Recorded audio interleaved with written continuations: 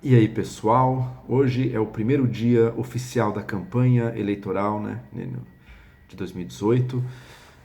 Já aviso que em breve terei vídeos sobre cada um dos principais candidatos aí à corrida presidencial. Então, se você gosta do meu canal, não se esqueça de se inscrever e também dê um curtir neste vídeo aqui. Mas este especificamente é para falar do que foi divulgado alguns dias atrás, que é o patrimônio de cada candidato. Tá? Eu não vou comentar de forma pormenorizada o patrimônio de cada um, mas só fazer um comentário geral sobre sobre reações que as pessoas têm tido aí aos diferentes patrimônios. Né? O que mais chamou a atenção, sem dúvida nenhuma, foi João Amoedo, do Partido Novo, com 425 milhões de reais declarados ali no patrimônio que ele declarou para a Justiça Eleitoral. Bom, e muita gente, até o próprio Datafolha levantou que talvez isso pegasse mal, não sei o que, algumas pessoas viram de uma forma meio negativa. Primeiro ponto, isso acho que é bem evidente, mas é um ponto importante de ser feito. Olha, João Amoedo, ao que tudo indica, conquistou esse dinheiro de forma plenamente legítima e honesta, trabalhando no mercado.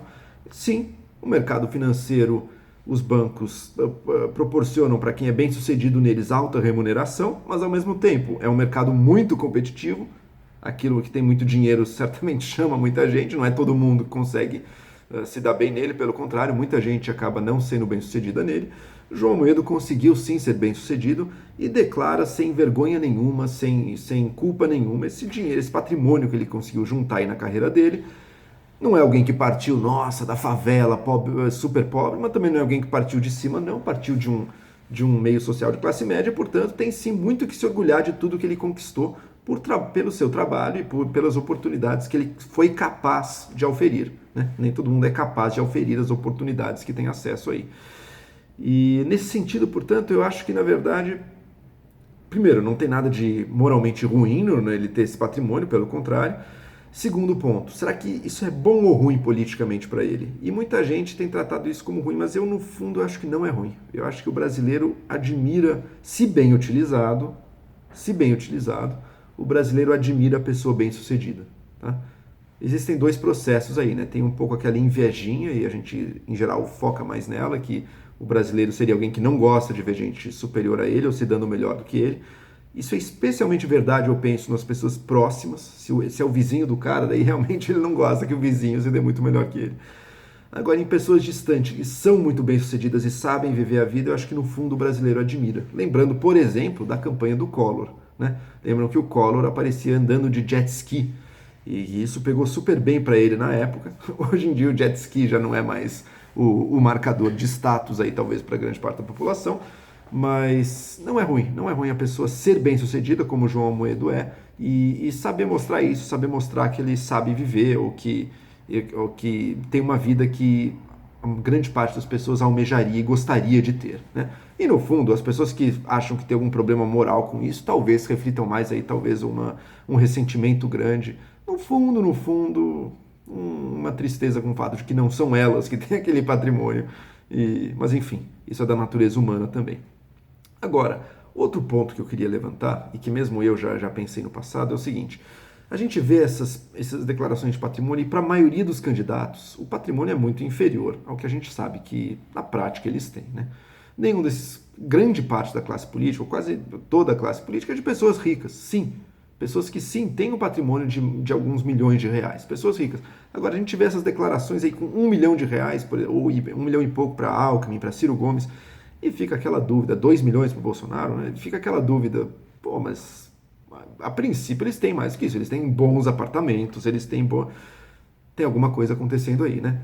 Por um lado, claro, a declaração dos apartamentos com o valor de compra lá atrás, então, quer dizer, o imóvel pode ter se valorizado muito, mas mais do que isso. A gente sabe que muitos políticos, a grande maioria dos políticos, não é dono pessoal de empresas ou de muitos dos seus ativos, e sim registra tudo isso em nome de parentes, tá?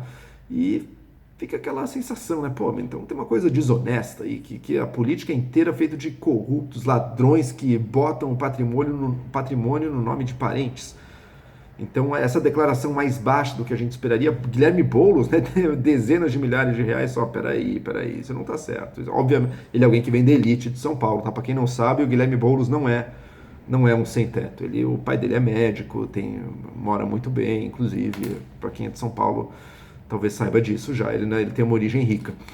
E então, peraí, patrimônio super mais baixo do que a gente esperaria, não é um indício de corrupção?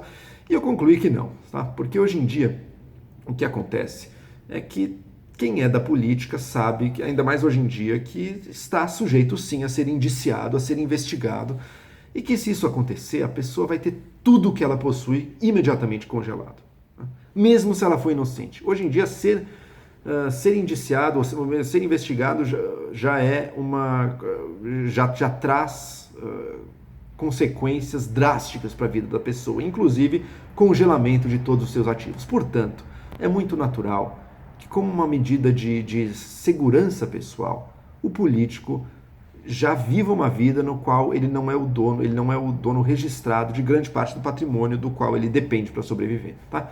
Então, parentes acabam ficando com empresas ou com parte dos... Ele tem uma renda alta e parte dela já vai para parentes, para uma esposa ou para outros parentes.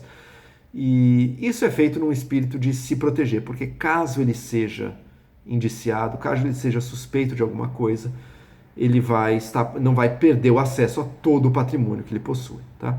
Mais do que uma declaração tácita de que ele é corrupto, isso indica apenas que ele está se protegendo, na minha opinião, de uma forma bastante razoável. Quem é de fora da política, como um João Amoedo, não tem isso porque não está tão na mira desse tipo de coisa. Mas quem é político já sabe disso e já se protege disso. Então eu também não veria essa declaração de patrimônio mais baixa do que o esperado, e que basicamente todos, da Marina ao Boulos, ao Alckmin, ao Ciro, ao Bolsonaro, todos estão um pouco mais baixo, provavelmente, do que eles realmente têm. Mas isso não é motivo para condená-los assim automaticamente, sabe? Isso é uma reação, isso é uma estratégia de defesa razoável, racional, contra uma possibilidade de serem investigados, de serem suspeitos de alguma coisa, tá? Portanto, o que eu concluo de tudo isso? O que essa revelação do patrimônio revela? É um grande mérito do Amoedo ser ricaço, ou do Meirelles também serem ricaços? Mérito eu não diria que é, mas certamente não é demérito também. E é um grande demérito dos outros estar declarando algo muito provavelmente abaixo do que aquilo que eles realmente têm e do qual eles realmente dependem para sobreviver.